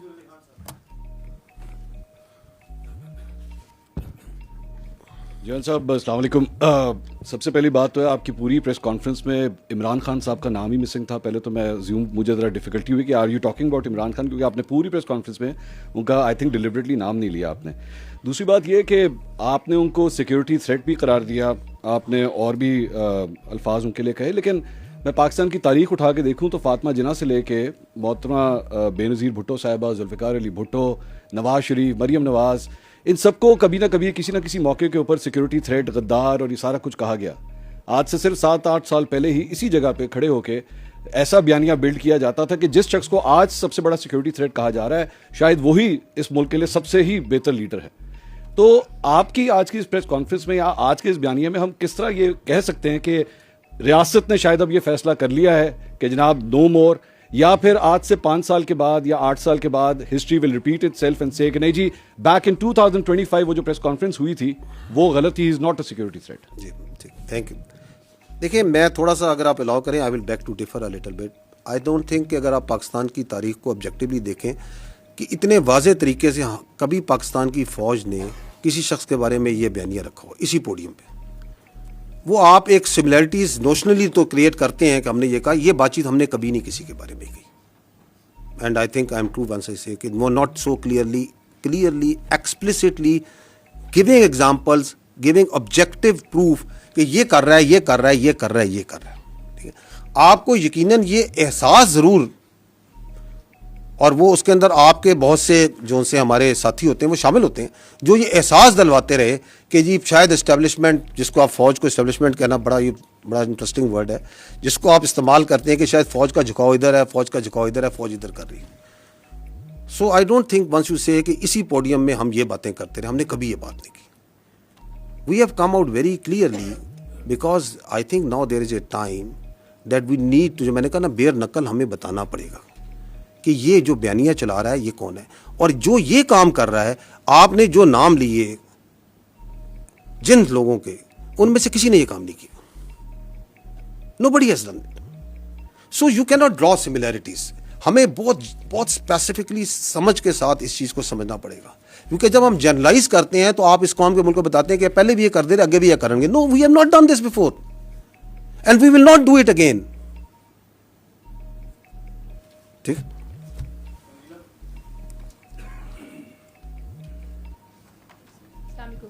जैन साहब, आपने कहा कि रोज़े रोशन की तरह यहाँ है, यानी कि आप लोग कन्विंस्ड हैं कि वो नेशनल सिक्योरिटी थ्रेट हैं। तो पाकिस्तान के कानून में कोई नेशनल सिक्योरिटी थ्रेट हो तो उससे निपटने के तरीक़ेकार भी हैं। ऐसे लगता है कि एक नैरेटिव के जवाब में आपको एक नैरेटिव जो है वो उसका जवाबी बयानिया देना पड़ रहा है, जबकि अगर ये बहुत बार की आपकी प्रेस कॉन्फ्रेंसेस को देखा जाए और इमरान खान साहब जो गुफ्तगू करते रहे उसको देखा जाए तो वो एक तरह की ही गुफ्तगू है और वो इसी तरह की बातें पहले भी करते रहे हैं। और अगर रियासत, जिसको आप कह रहे हैं कि लार्जर पर्सपेक्टिव में वो ज़्यादा वाइज होती है, रियासत ये समझती कि वाकई इदारे के लिए वो एक नेशनल सिक्योरिटी थ्रेट बन चुके हैं, तो फिर उनको बहुत सारे इक़दाम कर लेने चाहिए थे। ऐसे लगता है कि कहीं ना कहीं रियासत डिफेंसिव है, वो एक्शन लेने के लिए फीलर के तौर पे बात होती है कि हम इनको बैन कर देंगे, या हम अभी आपने कहा कि इनकी सियासत ख़त्म हो गई है, ये सियासत से बात आगे चली गई है, तो नुक्ता फिर वही है कि अगर हुकूमत कोई स्टेप्स नहीं लेगी और ये बयानिया रुकेगा नहीं, तो फिर आप किसको कन्विंस कर रहे हैं? उन लोगों को जो इमरान खान साहब के बयानिए के साथ खड़े हैं, या एक बबल अभी भी मौजूद है, लोग कहते हैं कि वो पॉपुलर हैं और उनके पास बड़ा इलेक्टोरल एक पॉपुलैरिटी और उनका फुटप्रिंट है, तो आप बेसिकली मुखातिब किससे हैं? थैंक यू जी। मैं we are talking to the people of Pakistan, because he is talking about us towards the people of Pakistan. It is are therefore right, once he talks directly about our institution and our leadership, that we also need to come directly and communicate in, rather than, वरना आप इसको indirectly to third party, fourth party से communicate कर सकते हैं. लेकिन चूंकि वो भी direct बात कर रहे हैं, तो हम भी direct जवाब देने की जरूरत है कि no, this is our perspective on this. This is what we understand what he's doing and why is he doing. जहाँ तक आपने कहा कि रियासत डिफेंसिव, नो, रियासत में I would disagree, tend to disagree. रियासत डिफेंसिव नहीं, रियासत प्रैग्मेटिक है. It is not defensive, it is pragmatic. And it is this pragmatism of the state जिसकी वजह से आप ये देख रही हैं, जो आप इशारा कर रही हैं कि फिर आप ये क्यों नहीं कर देते, वो क्यों नहीं कर देते, ये क्यों नहीं कर देते. बिकॉज पाकिस्तान एक 25 करोड़ की आबादी का मुल्क है, जिसमें मल्टीपल एथनिसिटी, ज़माने, सोच, इलाकों के लोग हैं.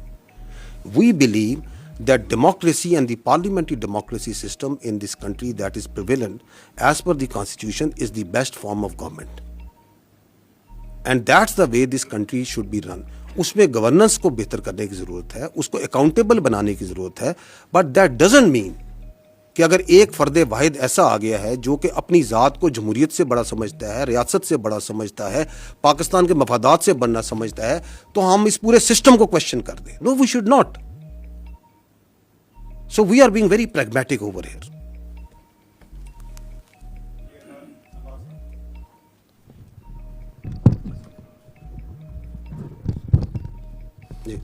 जैसा आपने पाकिस्तान तहरीक इंसाफ के बयानी के हवाले से बात की, उनकी एक हुकूमत है खैबर पख्तूनख्वा में और मुसलसल तीसरी मरतबा जीत कर आई है.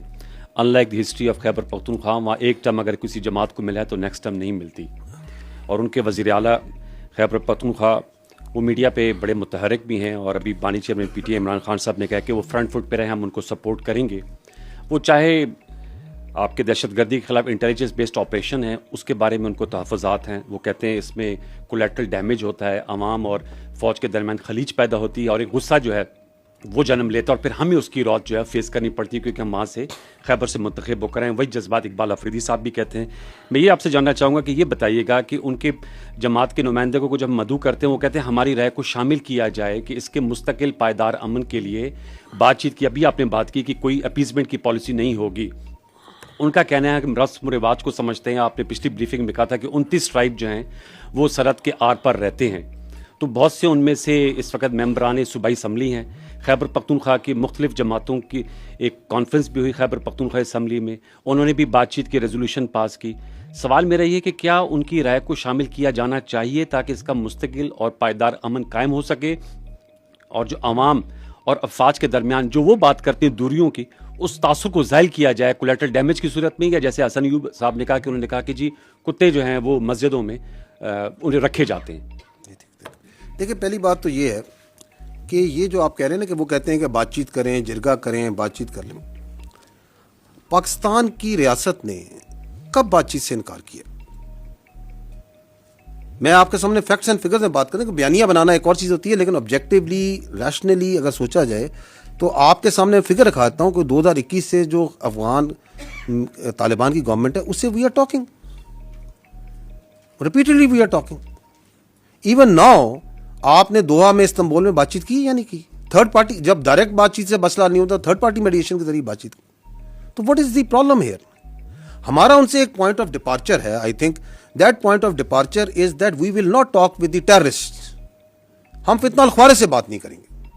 We are a state, they are a non state actor who represent a perverted ideology of interpretation of Islam, जिससे हम बिल्कुल एग्री नहीं करते. हमारे नज़दीक और हमारे उलमा का, आपका इसके ऊपर फतवे मौजूद हैं. पैगाम पाकिस्तान को पढ़ ले, पाकिस्तान के तमाम जय्यद उलमा की उस पर मुकम्मल राय मौजूद है. आपके उनके एक्शंस मौजूद हैं। आप खैबर पख्तूनख्वा के आवाम से खुद जाके मिलें, वो खुद कहेंगे जिनके ऊपर सबसे ज़्यादा जुल्म किया है फितना अल-ख्वारिज ने, कि आप कैसे रिकन्सिलेशन आप हम इनसे कर सकते हैं, उसके बारे में भी लोगों की राय मौजूद है।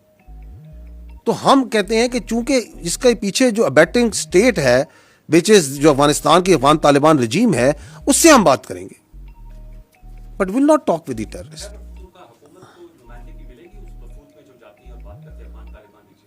देखिए, this is again for the state to decide कि किसने क्या बात करनी है, कैसे बात करनी है। पाकिस्तान एक फेडरल सिस्टम है, उसमें एक तरीका है, एक बातचीत का देयर इज ए रिवाज है, उसके मुताबिक बातचीत हो रही है। सो कौन उसमें बैठेगा क्या नहीं बैठेगा, ये फैसले मैंने नहीं करने और आपने नहीं यहाँ पे करने। हाउएवर, जब वहाँ पे जो भी फेडरेशन के नुमाइंदे जाते हैं, they take input and they are cognizant of the all the participating entities जो इसके साथ बात करती हैं। तो एक तो ये समझ लेना कि ये जो सा है, ये जो बयानियां बनाते हैं कि तो बातचीत तो हो रही है मेरे भाई, दहशतगर्द से बातचीत नहीं होगी, खारजी नूर वली महसूद से बातचीत नहीं होगी, फितना अल हिंदुस्तान से बातचीत नहीं होगी, एब्सोल्युटली। क्योंकि अच्छा, ये जो शौक था ख्वारिज से बातचीत का, ये किसको शौक था? इन्हीं के इसी शख्स को था ना। तो उस बातचीत का नतीजा भी आपके सामने। जी, कोलेक्ट्रल क्या, कोलेक्ट्रल पे आपका क्या सवाल है?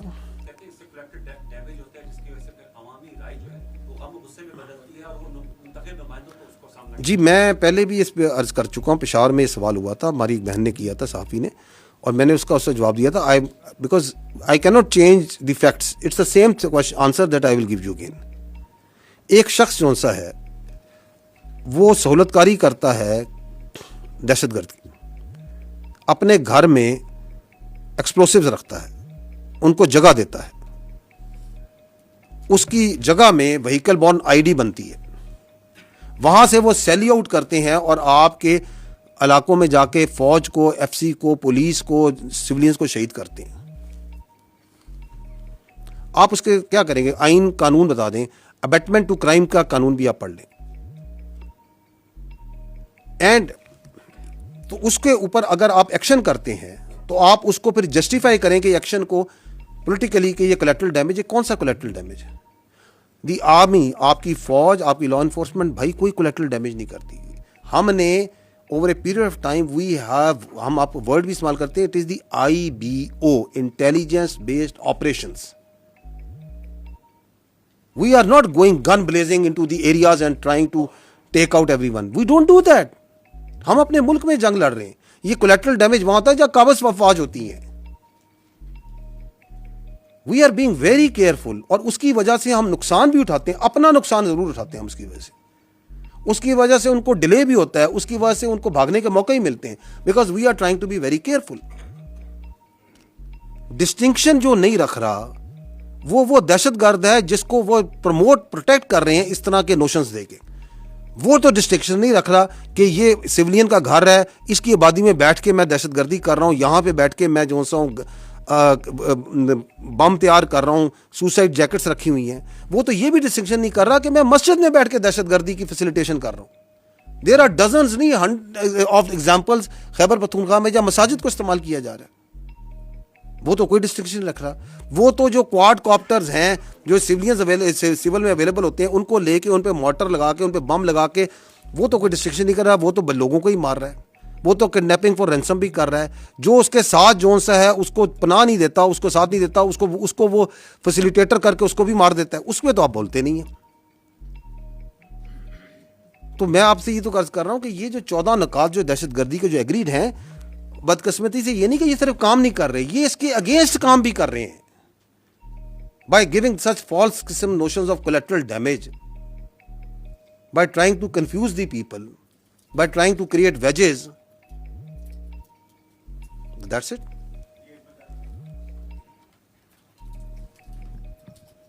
अस्सलाम वालेकुम सर।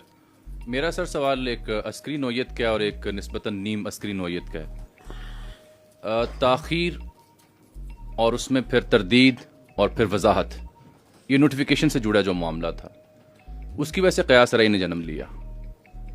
आपको क्या समझ आई ताख़ीर क्यों पैदा हुई? और जो क़यास रई ने जन्म लिया उसमें एक क़यास रई ये थी कि प्रॉबेबली हुकूमत वक्त जो है उसका सेट ऑफ डिमांड है रिलेटेड टू दिस नोटिफिकेशन। ये किस हद तक दुरुस्त बात है? फील्ड मार्शल साहब का ओहदा बहुत बड़ा ओहदा है, ऑनररी ओहदा है, एजाज़ी है ताहयात। लेकिन कल रात एक बड़े अहम हुकूमती वज़ीर ये फरमा रहे थे कि आर्मी चीफ की जो मुद्दत मुलाजमत है उसमें जो उम्र की हद है वो ख़त्म हो चुकी है। उससे मैं क्या मतलब समझूं? और जो कमांडर नेशनल स्ट्रेटेजिक कमांड हैं उनकी तैनाती कब और कैसी होगी? क्या वो किसी और फोर्स से भी हो सकते हैं? और एक दूसरा सवाल मेरा जुड़ा है SIFC से। उनके जो नेशनल कोऑर्डिनेटर हैं जनरल सरफराज साहब, पाकिस्तान बिजनेस फोरम में वो मुखातिब थे, 2 अखबारों ने कोट किया। वो मौजूदा जो FBR का सिस्टम है और सरमायाकार को जो तहफ़्फ़ुज़ात हैं उसके ऊपर खुलकर तनकीद कर रहे थे। क्या ये मौजूदा निज़ाम पर अदम एतमाद है और क्या SIFC खुद इस ब्यूरोक्रेटिक सेटअप और हर्डल का शिकार है? शुक्रिया। एक तो आप लोग सवाल भी 4-4, 5-5 पार्ट्स करते हैं and multiple questions in one. Look let me come to मेरा व्हाट आई अंडरस्टैंड। मैं इसलिए कह रहा हूँ कि वो नोट करते करते जो है ना आगे पीछे ना हो जाए, ठीक है? तो अगर वो मिस हो जाए मुझे बताइएगा। आपने पहली बार आई थिंक ताखीर की है। ये चीफ ऑफ डिफेंस फोर्सेस का हेडक्वार्टर मेरे भाई तश्कील हो रहा है, chief of defence forces. The previous entity that was there was a committee mechanism, a staff mechanism. So we are transiting from a committee coordinate mechanism into a operational headquarter.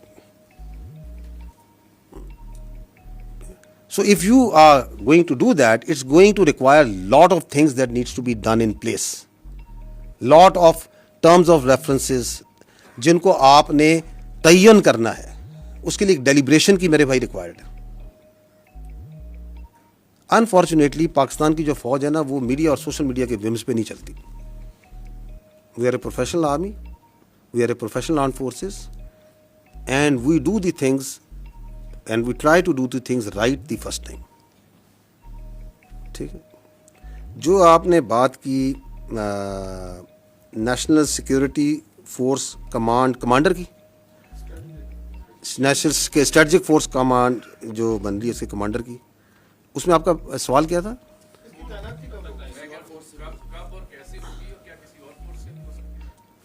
अच्छा, ये second part जो है उस पर तो मैं कहता हूँ कि कॉन्स्टिट्यूशन को पढ़ लें, क्योंकि हमें कोई आदत ही पड़ गई है कि कॉन्स्टिट्यूशन इज़ एब्सोल्युटली क्लियर, लेकिन हम अपनी जहन की इख्तरा डाल के सवाल बना लेते हैं। तो I think we are bound by the constitution on that. आपको ही पता है उस पर कॉन्स्टिट्यूशन क्या कहता है, कोई शक है? तो फिर ये सवाल की क्या ज़रूरत है? नहीं, इसके सवाल की ज़रूरत क्या थी? अगर कॉन्स्टिट्यूशन में एब्सोल्युटली क्लियर है तो ये आइन ने फैसला करना है, पार्लिमान ने फैसला करना है, या मैंने और आपने फैसला करना है? What is the need? Because that is an classic example where you try to create a narrative where there is no narrative. By putting out such questions you are actually trying to deliberately put a notion which जो आपका आइन के अंदर जिसकी गुंजाइश ही नहीं है। तो what is the need of this question? किस चीज की वजाहत चाहिए आपको? आइन की वजाहत चाहिए? आप उसकी प्लेन इंग्लिश नहीं पढ़ सकते उसमें क्या लिखा हुआ? किस चीज की वजाहत हम मांग रहे हैं? I am a legal jurist, मैं कोई कॉन्स्टिट्यूशनल एक्सपर्ट हूं कि मैं आपको उसकी वजाहत दूंगा? So this is again how the narratives are made. उसकी मैंने आपको मिसाल भी दी है एंड दैट्स वाई जो राणा साहब ने सवाल किया, मैं कहता हूं आप लोग अपनी इतनी फैकल्टीज और एनर्जीज को कोई कंस्ट्रक्टिव काम पे लगाएं मेरे भाई। पूरा दिन फौज के बारे में अपनी ऑब्सेशन से बाहर निकलें कि इधर ये होगा वो होगा ये होगा, क्योंकि आपके चारों सवाल जो से हैं वो फौज की अंदरूनी मामलात के बारे में।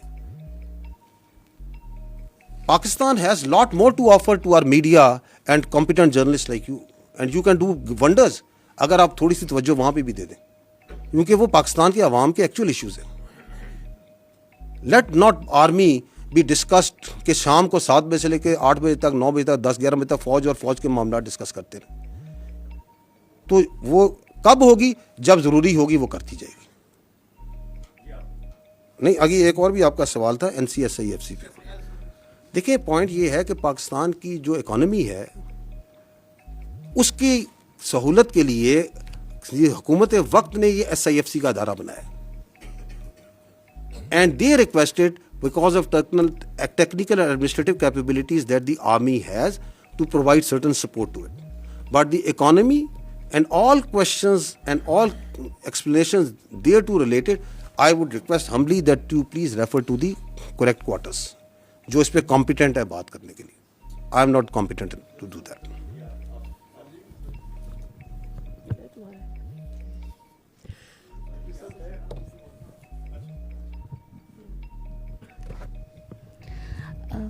सर आपने अभी सोशल मीडिया पे दिखाया कि जो अकाउंट्स होते हैं ट्रोलिंग होती है जिस तरह अभी ये सब कुछ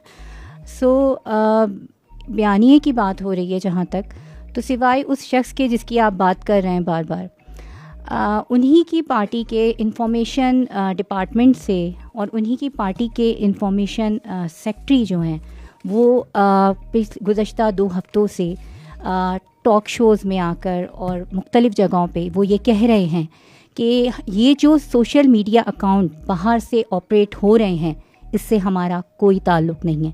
पार्टी का असल बयानिया वो होता है कि जो इंफॉर्मेशन डिपार्टमेंट से जारी किया जाता है एलामिया की सूरत में. अच्छा, ये this is again part of that deceit cobweb जो कि बड़ी खूबसूरती बनाता है. मैंने अपनी जो शुरू में बातचीत की मैंने कहा था कि या अभी थोड़ी देर पहले कहा था कि जिस तरह ये बयानियाँ बनाते हैं उस पर तो जो जॉबल्स है वो भी दाद देता होगा कि मैं भी सीखूं उनसे कि ये बनता कैसे. अब इस बयानी की कितनी खूबसूरती है कि आप जो सा है पूरा सुबह से लेकर शाम तक कोई भी वाहियात किस्म की बातचीत करते रहें और साथ आप कहें सरकारी तौर पर सर हमारा तो उससे कोई ताल्लुक़ नहीं है, हमें तो नहीं पता कौन कह रहा है. तो आप डिसोन करें ना उसको. आप कहें कि ये सारा गलत हो रहा है, आप आए चैनल्स पे आप कहें कि ये बिल्कुल गलत है, हम अपनी फ़ौज के ये बात करता है मैं कंडेम करता हूँ, आप उस पर ट्वीटें करें, आप बाज़ारों में निकलें, आप बाहर आएँ, आप कहें जी ये बिल्कुल ठीक है, ये सही बात है कि ये सियासी मुलाकात नहीं होनी चाहिए और यहाँ पे बाहर निकल के जो सियासत पे बातचीत हो रही है वो नहीं करनी चाहिए. जो आपने ये बात की सोशल मीडिया की, मैं आपको क्लिप दिखा देता हूँ जहाँ पे उनकी बहन जोन सी हैं वो बाहर आके यही मनोअन ये खुद ज़बान से भी बोल रही हैं, वो तो पाकिस्तान से आके बोल रही थी ना. तो ये सब जोन सा है जो जिसने भी इनको सिखलाया बड़ा खूब सिखलाया. ठीक है. आई थिंक आप लोगों के जो चैनल्स हैं they must be wanting to switch to something else. 1:45 वो कहते हैं घंटा और 40 मिनट हो गए.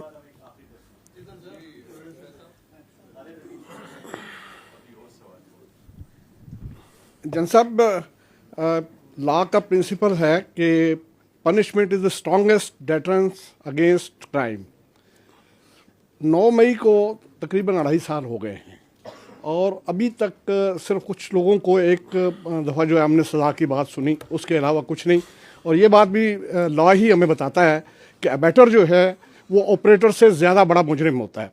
अभी तक किसी ऑपरेटर के हवाले से किसी अबैटर के हवाले से कोई डिसीजन सामने नहीं आया, जबकि फ़ौजी अदालतों के रास्ते में जो कोई इम्पेडिमेंट हो सकता था वो भी अब दूर हो चुका है. सुप्रीम कोर्ट ने बल्कि आईनी अदालत ने उसके हक़ में फ़ैसला दे दिया है. तो इसके बाद इतनी जो ताख़ीर है उसको क्या समझा जाए कि उन लोगों को एक खुली छूट मिली हुई है इससे. देखिए, पहली बात तो ये है कि I as the spokesman of the armed forces is only competent on this matter to talk about the military trial. जो मिलिट्री कोर्ट्स हुए थे हमने वो सारे कर दी. जितने लोग पाकिस्तान की फ़ौज को ट्रायल रिमांड हुए थे उनके एविडेंस को सामने रखते हुए एक बहुत जस्ट और डिसीजंस जो से दिए जा चुके हैं. So as far as that is concerned we have done that on the basis of the evidence और तमाम जो उनके आइनी और कानूनी हकूक़ थे उसके साथ. बाकी आप जो बात कर रहे हैं these are the cases which are being run in the civil courts. जी मैं कह रहा हूँ वो सारे मामला जो से सिविल कोर्ट है. हमारे पास कोई केस नहीं है किसी बेटर का, इस वक्त कोई केस नहीं है. तो हमारे पास तो वो केस है एक जो सा है अपना एक जनरल फैज़ हमीद का एक इससे जुड़ा हुआ केस है जो कि चल रहा है खाली. उसके अलावा तो जो 9 मई के जितने ट्रायल के केसेस थे वो तो हम क्लोज कर चुके. तो बाकी जितने केसेस हैं वो तो सिविल में चल रहे हैं ना. तो आप मुझे चाहते हैं कि मैं पाकिस्तान की अदलिया के बारे में कोई कमेंट करूं in violation of the article 19? I will not do that. So you please ask this question, which is a valid question. आप जाके अटॉर्नी जनरल साहब से पूछ लें, आज़म नज़ीर तारड़ साहब से पूछ लें, जहाँ पे रेलिवेंट क्वार्टर्स हैं उनसे पूछ लें. क्योंकि हमारा स्टांस जो सा है 9 मई से आज तक ये है कि ये 9 मई का मुकदमा फ़ौज पाकिस्तान का नहीं, पाकिस्तान की कौम का मुकदमा है. Because in no country you can allow that it's arm forces army is attack. आप उनके शोधा की यादगारों पे हमला करें, आप उनकी तस्दीक करने की कोशिश करें, and then you can walk away free. Specially those who planned it, who abetted it and who were the mastermind behind it. Absolutely we हम उधर ही खड़े हैं. लेकिन चूंकि ये एक जमहूरी मुल्क है, ये एक यहाँ पे एक अदालती निज़ाम है, एक पूरा सिस्टम है, दैट मस्ट वर्क. उसको बेहतर करने की ज़रूरत है. उसके अंदर यकीनन कोई ना कोई प्रॉब्लम्स हो सकती हैं, कोई उसकी वजूहत हो सकती हैं. मैं उसमें से काउंटर टेररिज्म के ऊपर आपको फैक्ट्स एंड फिगर से बता सकता हूँ कि सबसे ज़्यादा दहशतगर्दी आपकी खैबर पख्तूनख्वा में है. आप मुझे बता दें खैबर पख्तूनख्वा में पिछले 5 साल में किस दहशतगर्द को सजाए मौत सुनाई गई है और उसको सूली पे लटकाया गया, जबकि कानून उसकी आइन उसकी इजाज़त देता है.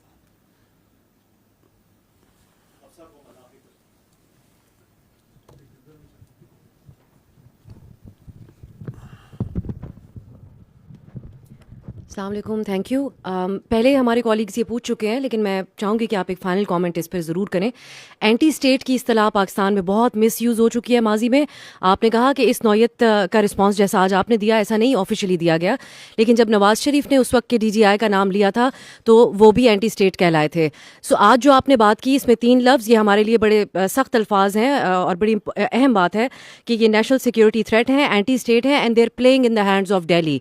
सो how is it different from the past, और क्या हम आइंदा इसके ऊपर कोई डेवलपमेंट एक्सपेक्ट करें, या ये सिर्फ एक मुजम्मती बयानात हैं जो आज इस प्रेस कॉन्फ्रेंस के सिलसिले में आपने सामने रखे? एक चौथा भी ऐड करते हैं, मैंने 12 कहा, somehow you are missing it, ज़हनी मरीज भी हैं. क्योंकि ये जो काम कर रहा है पाकिस्तान की और उसकी जड़ों के खिलाफ, ये ज़हनी मरीज ही कर सकता है. ठीक है. एंटी स्टेट वो मंसूर आपने तो नहीं पीछे से कहा, दोबारा सवाल करें. आप ये पूछ रही हैं कि हम पहले भी कह चुके हैं तो अब क्या फ़र्क है, ये पूछना चाह रही हैं. मैं आपको पहले भी कह चुका हूँ, जो हमने आज कहा हमने कभी नहीं कहा, कभी नहीं कहा. तो आप इसको वो क्या होता है अंग्रेजी में कहते हैं, don't try to mix apples and oranges. जो इन्होंने किया वो भी कभी किसी ने नहीं किया. ठीक. I think, thank you very much, very grateful, very kind of you for your time.